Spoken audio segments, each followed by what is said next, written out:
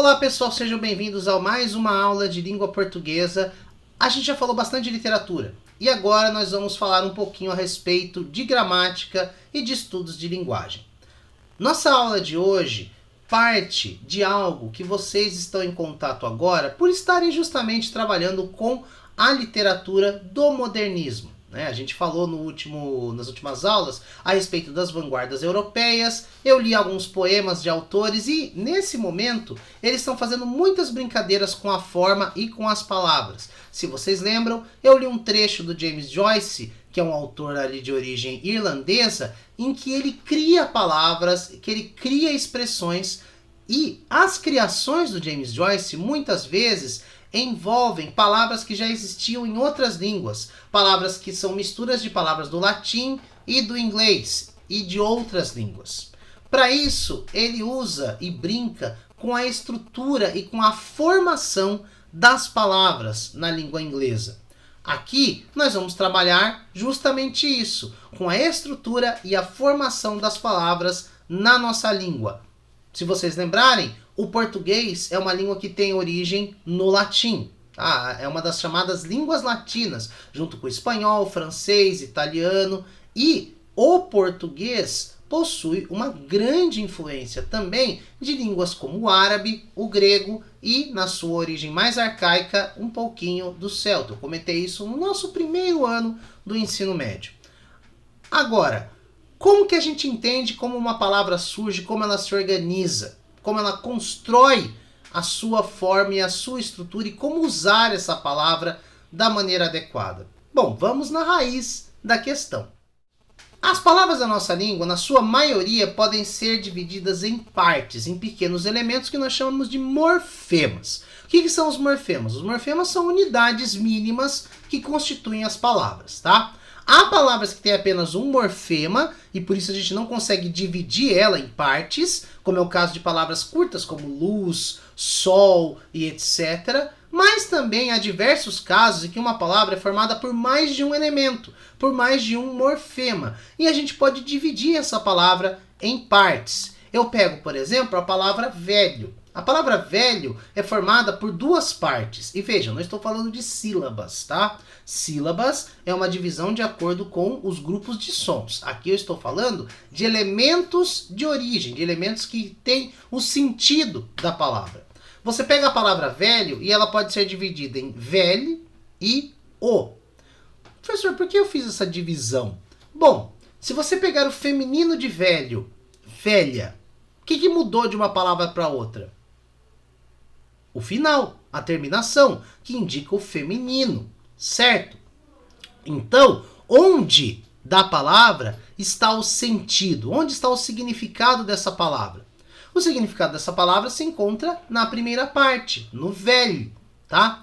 Esse velho é onde está o significado. Eu posso mudar o final para velha, velhinho, velhaco, velharia. Há várias palavras que eu posso criar a partir da palavra velho. O que não muda? O velho, tá? O velho é aquilo que se refere ao nosso mundo. É aquilo que é o que nós chamamos de referente, certo? Portanto, faz parte do universo que a gente chama de extralinguístico, ou seja, fora da linguagem. É o que nós chamamos de morfema lexical, tá? É um morfema que faz parte do nosso léxico, que está no dicionário e que dá sentido à palavra. Então, você pode construir várias palavras usando apenas um morfema lexical. Já o segundo, que é o que muda, ele serve para indicar o quê? Para indicar se é masculino, se é feminino, se é um adjetivo, se é um diminutivo e assim por diante. Qual a diferença entre velho e velhinho? É a terminação. Essa terminação é um morfema que indica a classe de palavra, que indica a classificação, a flexão da palavra. E por isso, porque ela indica elementos que são gramaticais, nós chamamos essa parte de morfema gramatical, certo? Então, uma palavra normalmente é formada por dois morfemas. Um morfema lexical, que traz o seu sentido, e um morfema gramatical, que traz a sua classe, a sua flexão e etc. Por isso que a gente pode fazer diversas palavras derivadas a partir de outras. E aí que a gente classifica as palavras em primitivas, que são aquelas que dão origem a palavras derivadas. Se eu pego a palavra casa é uma palavra primitiva. A palavra casa dá origem a diversas outras palavras, como casamento, casal, caseiro, casarão e etc. Tudo que muda quando eu falo essas palavras é morfema gramatical. É o que diz que nós estamos falando de palavras derivadas. Agora, a palavra primitiva é formada apenas pelo quê? Pelo radical, que é a parte principal, que é um morfema lexical, e um morfema gramatical qualquer que define se ela é masculino, feminino, singular ou plural.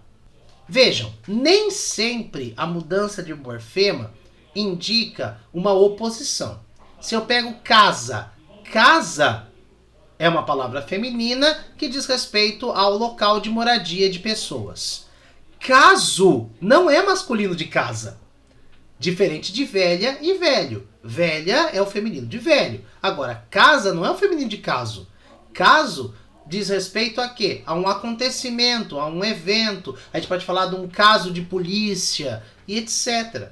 Então, quando a gente tem essas duas palavras, a gente tem que entender que nem sempre a troca do morfema gramatical corresponde a uma relação de oposição entre masculino e feminino, singular e plural. Por isso a gente precisa estudar esses morfemas com atenção. Por quê? Porque a partir deles é que nós vamos entender a estrutura das palavras da nossa língua. Já fica bem claro aí que nós temos pelo menos um morfema fundamental lexical nas palavras, que é o radical, onde está a raiz do sentido da palavra, e a partir daí nós temos diversas palavras de mesmo radical, que são chamadas derivadas ou cognatas. Há casos em que o radical de um grupo de palavras, a gente pode chamar um grupo de palavras com o mesmo radical de família também, sofre variações, tá? É o caso, por exemplo, da conjugação de alguns verbos irregulares. Você tem o verbo fazer. O verbo fazer é um verbo irregular. Quando você conjuga o verbo fazer, você tem eu faço. Eu faço tem C cedilha em vez de C cedilha. Qual que é o radical do verbo fazer? É faz, F-A-Z, que está inclusive na forma ele faz, tá? Eu farei, ah lá, já mudou. Nós fizemos, botou um i. Então, às vezes acontece esse tipo de mudança no radical. Por que acontece isso? Porque a língua muda, evolui, passando o tempo, a gente tem uma variação grande das estruturas, certo? Para entender melhor isso e entender melhor como funcionam, por exemplo, a estrutura dos verbos, nós temos que entender o que nós chamamos de vogal temática. Essa vogal temática, no caso do português, ela é usada para definir as conjugações verbais, tá? Então, quando eu tenho o verbo pensar, pensar, o radical dele é pens. Aí nós temos o R, que é o indicativo de que aquilo é o infinitivo, o nome do verbo, e nós temos um A. Esse A é o quê? É uma vogal temática, indica que a conjugação desse verbo é a primeira conjugação. E ele vai seguir tendo flexões todas relacionadas a essa primeira conjugação. No português nós temos 3 conjugações. Conjugação em ar, er e ir. Além do verbo por, tá? Que é um verbo bastante irregular, que originalmente era um verbo com e, ele era o verbo poer, mas esse e caiu e aí criou-se o verbo irregular por e seus derivados. De qualquer forma, a vogal temática, ela é algo que você usa para saber como conjugar um verbo.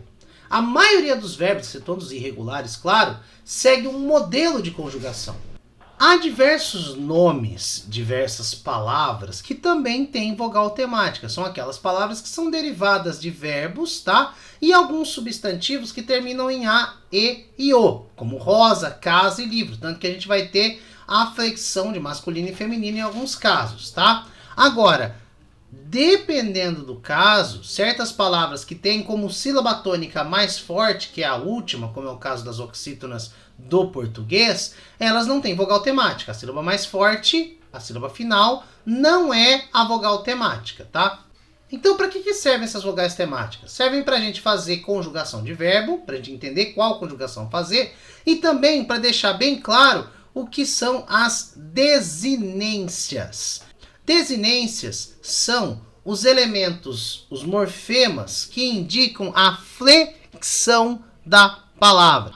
Nós temos desinências, no caso dos verbos, de tempo, modo e assim por diante. Vocês já viram isso quando a gente conjugou verbos do português. E nós temos também as desinências de número, pessoa e assim por diante. Já nos substantivos e outros nomes, as desinências servem para indicar o gênero e o número das palavras. Então, quando você pega um verbo, como o verbo perceberam, o radical do verbo perceberam é percebe, né, com o B mudo.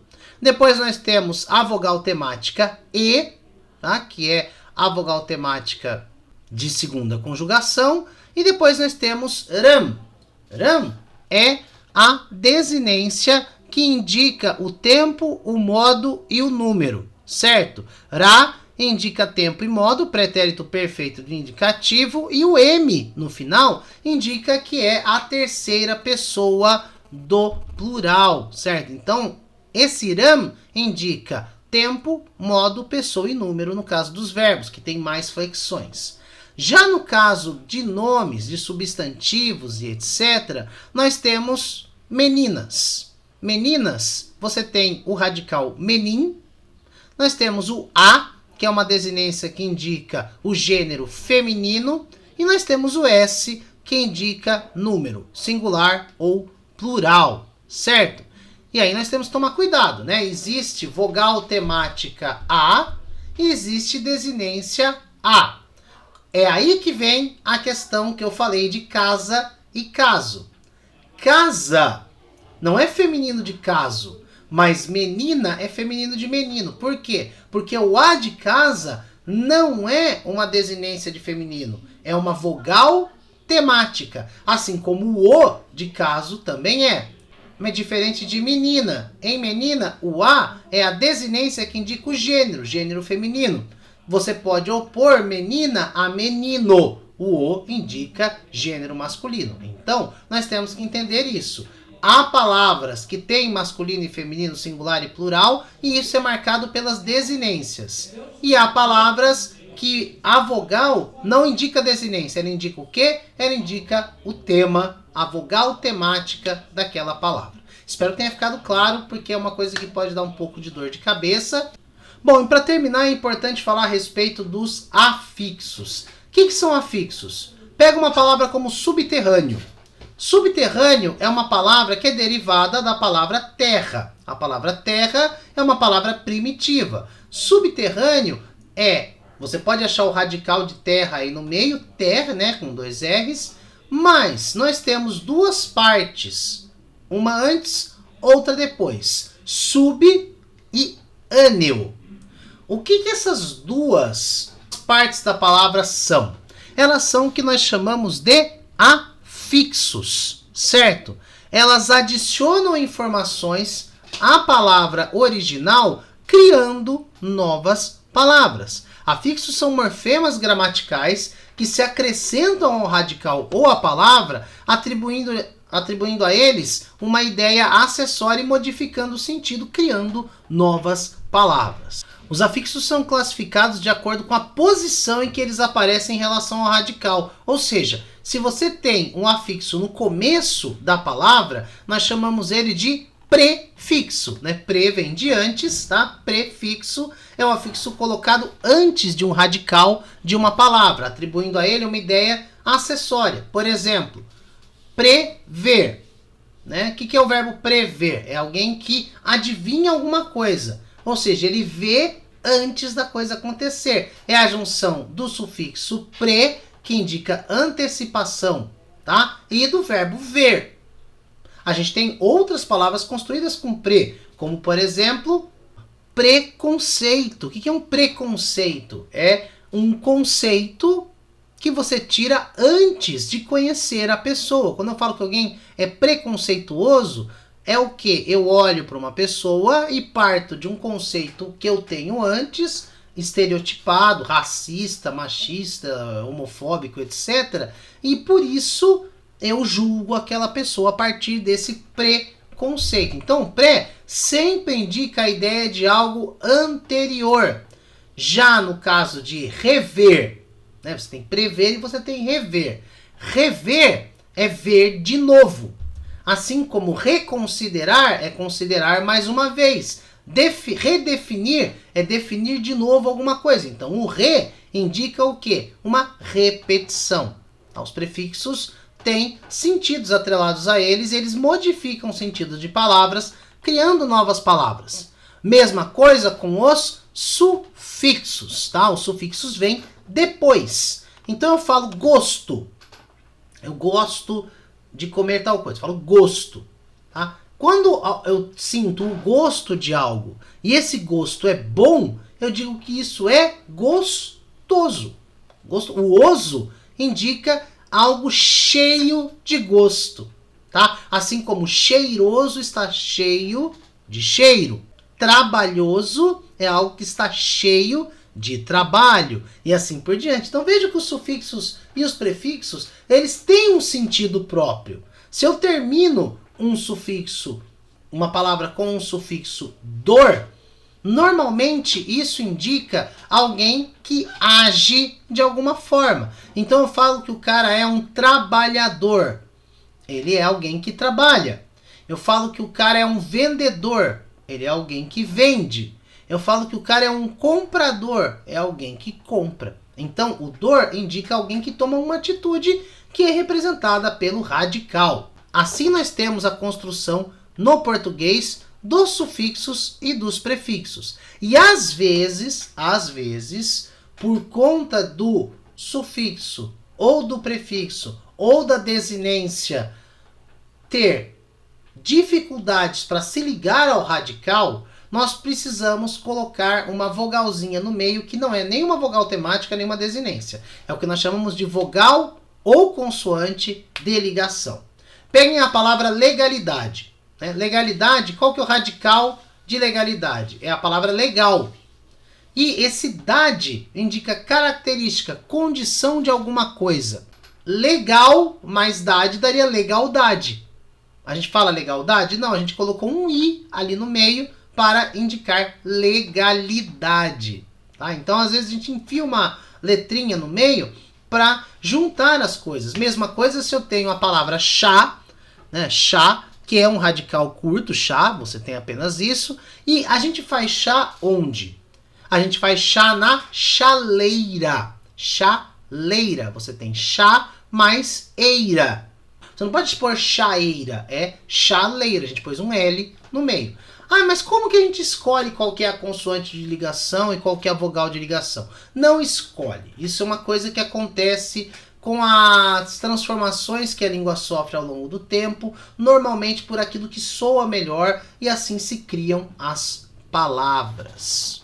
Por enquanto, é isso. Na próxima aula eu quero comentar com vocês a respeito dos processos de formação de palavras. Aqui eu comentei sobre a estrutura, a divisão em morfemas e etc. O que é um morfema gramatical, o que é um morfema lexical, os sufixos, os prefixos, as desinências. E na próxima aula nós vamos entender como as palavras se formam efetivamente e classificar a formação das palavras. Agradeço a presença e a participação de vocês. A gente se vê na próxima. Falou, pessoal!